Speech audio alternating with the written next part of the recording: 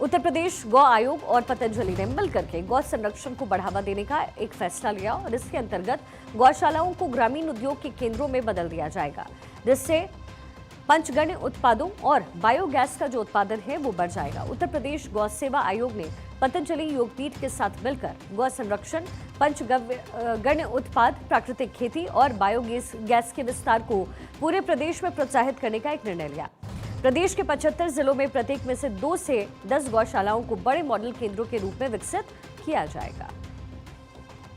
प्रदेश के मुख्यमंत्री योगी आदित्यनाथ से बाबा रामदेव ने मुलाकात की थी और मुलाकात के दौरान गौ संरक्षण को लेकर विशेष चर्चा हुई थी, जिसके बाद अब उत्तर प्रदेश गौ आयोग और पतंजलि मिलकर गौशालाओं का संरक्षण करने के साथ साथ ग्रामीण इलाकों में रोजगार स्थापित करने का काम करेंगे। कहीं ना कहीं बाबा रामदेव की और उत्तर प्रदेश के मुख्यमंत्री योगी आदित्यनाथ की जब मुलाकात हुई तो मुलाकात कई मायनों में अहम रही।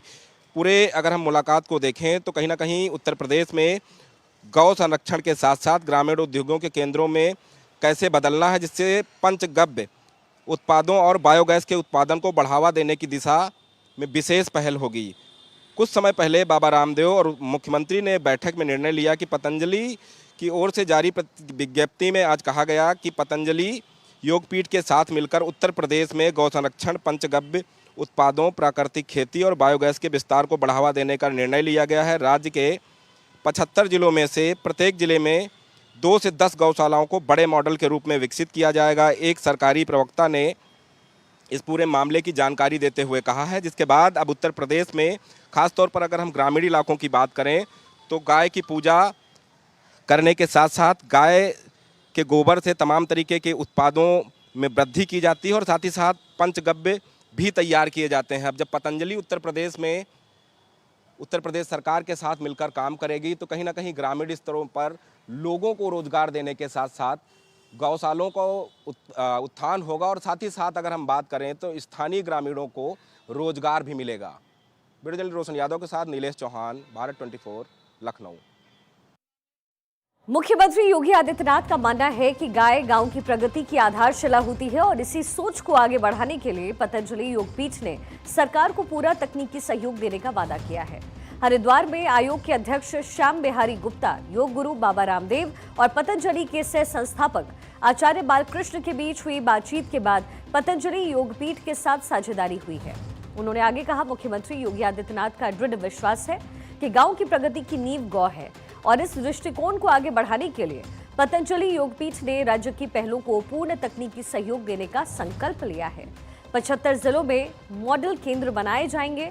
साझेदारी के तहत गौशालाएं केवल संरक्षण केंद्र ही नहीं रहेगी, बल्कि उन्हें ग्रामीण उद्योग के केंद्रों के रूप में परिवर्तित किया जाएगा, जहां पंचगव्य उत्पाद और बायोगैस का उत्पादन होगा। 75 जिलों में 2 से 10 गौशालाओं को विकसित किया जाएगा। इन गौशालाओं को बड़े मॉडल केंद्रों के रूप में विकसित किया जाएगा। गौ अभयारण्यों में खुले शेड, बाड़ और सुरक्षा व्यवस्था भी बनाई जाएगी ताकि गौ माता का मुक्त विचरण सुनिश्चित हो सके। सीएम योगी के इस पहल से बड़े पैमाने पर ग्रामीण रोजगार भी मिलेगा, जहां पर ग्रामीण सक्रिय रूप से गौमूत्र संग्रहण और उत्पादों की बिक्री में हिस्सा लेंगे। इस प्रक्रिया में उन्हें 50% कमीशन मिलेगा। पतंजलि योगपीठ प्रशिक्षण, गुणवत्ता नियंत्रण, फॉर्मुलेशन, प्रमाणन और लाइसेंसिंग के माध्यम से इस कार्यक्रम को और सहयोग देगा। इसके अतिरिक्त गौशालाओं में जियो फेंसिंग, गाय टैगिंग, फोटो मैपिंग और चारे की सूची का जो एक ट्रैक है उसको रखने जैसी उन्नत तकनीकों को भी शामिल किया जाएगा।